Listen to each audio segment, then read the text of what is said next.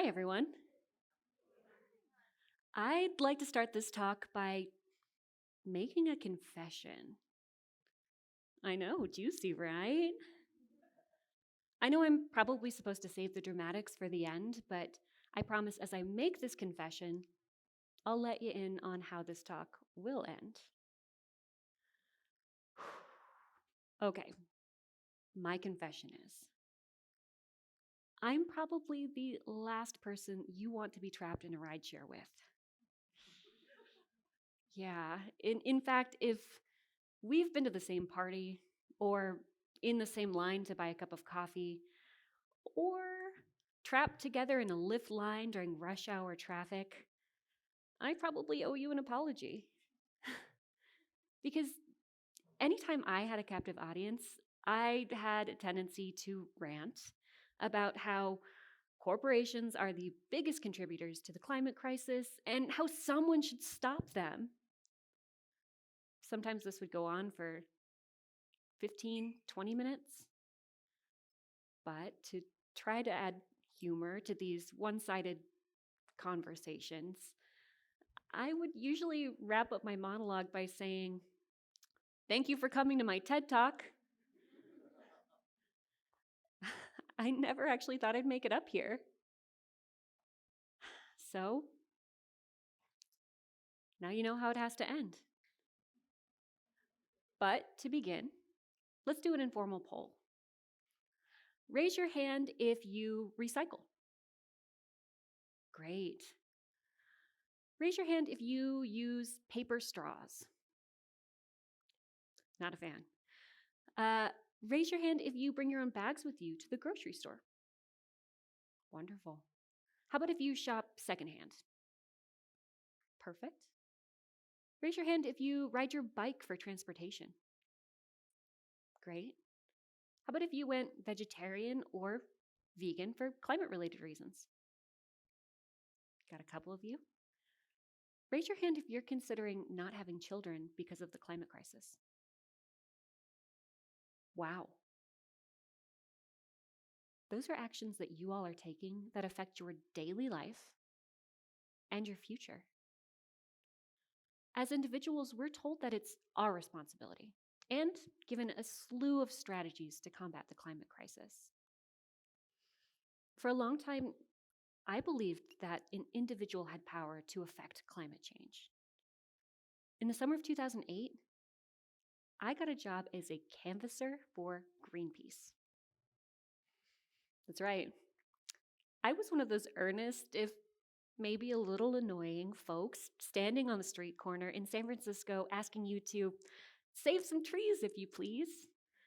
The goal being to raise money to fund the international nonprofit that uses nonviolent creative action to pave the way for a greener, more peaceful world and to confront the systems that threaten our environment.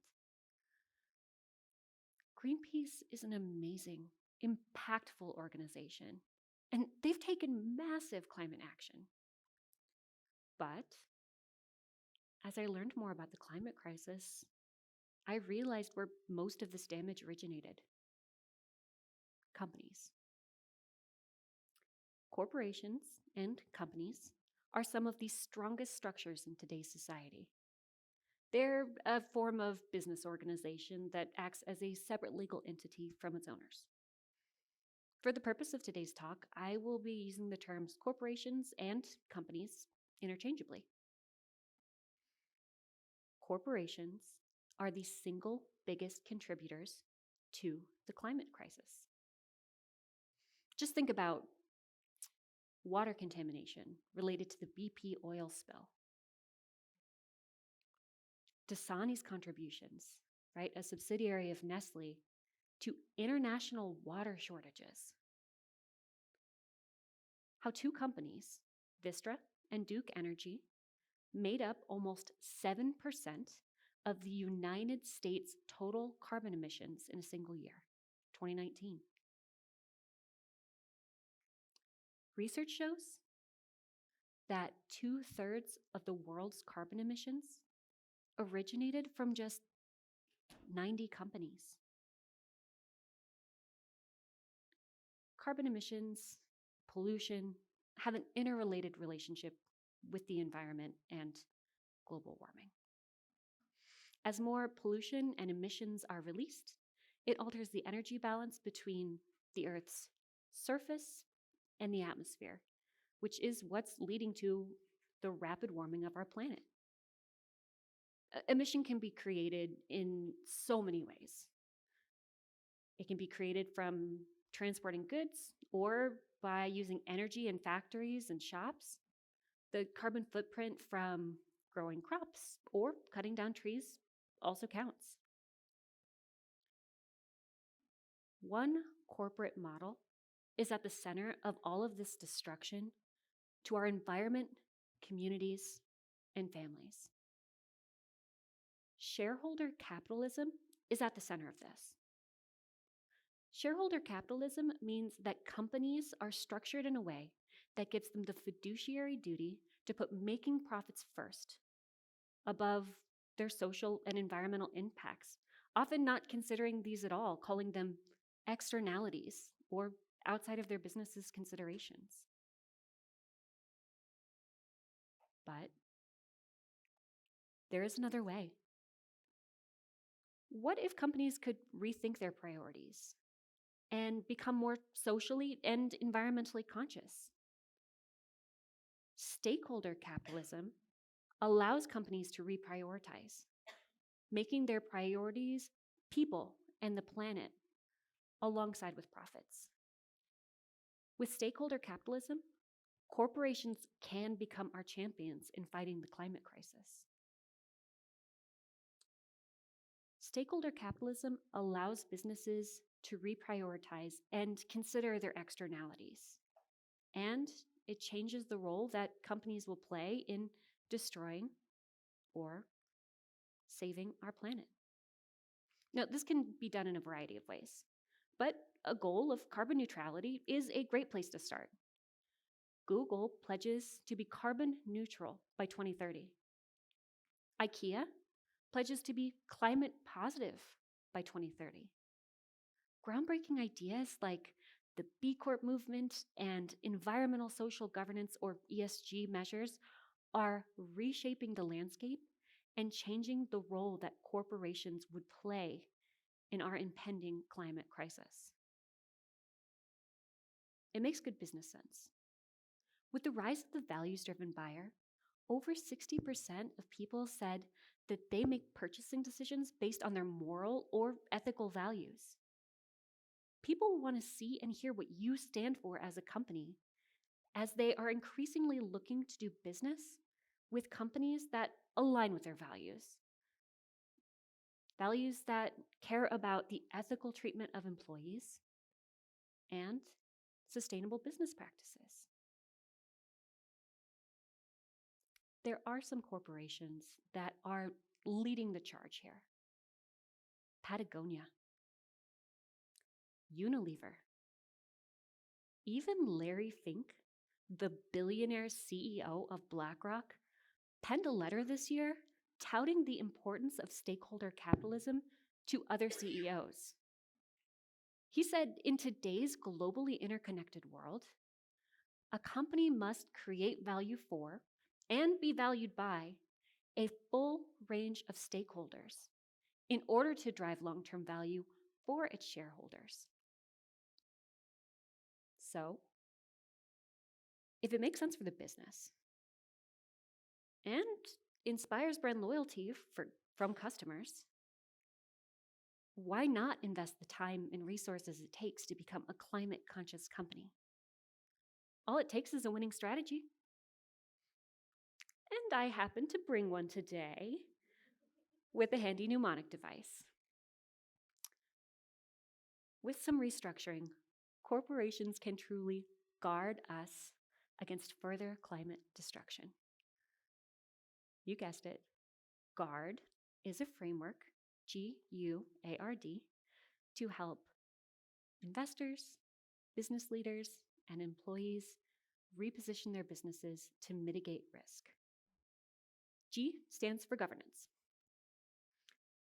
Create a corporate governance structure that accounts for a wide range of stakeholders, often called stakeholder governance or benefit governance.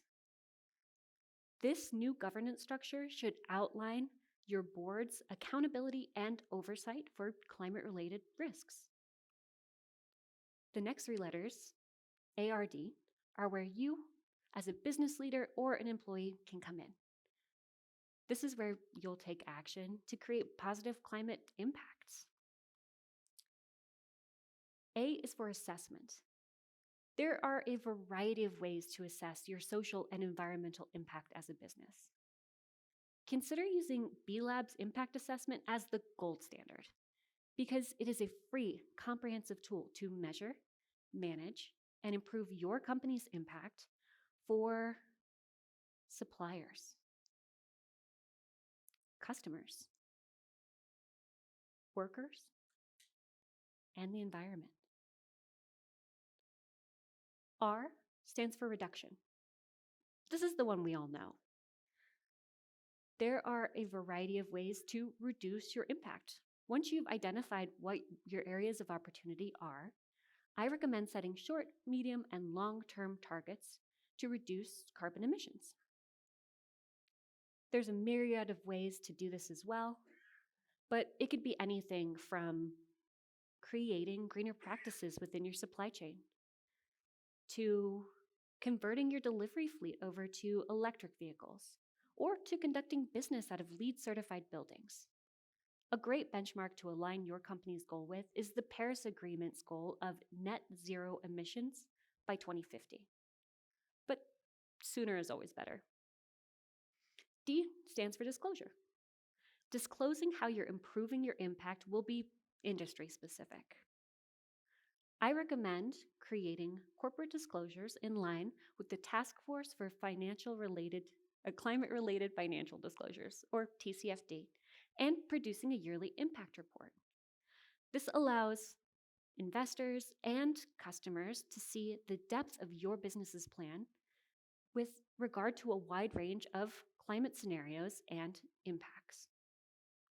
Together, we can all guard the planet against climate change. But to do so will take organized, intentional effort at every level. If you're watching this, it's very likely that you invest in, lead, are employed by, or make purchases from corporations. Here's what I'm asking you today. Advocate for true environmental business practices, not just greenwashing. Hold your and other companies accountable. Vote for sustainable business practices with your dollars. Purchase from certified B corporations, benefit corporations, or any other organization that is making climate impact a top-line priority. Corporations have long been villains in the story of the climate crisis. Together, we can hold them accountable, help them reposition, and have them be heroes to save the planet. Thank you for coming to my TEDx talk. Thank you.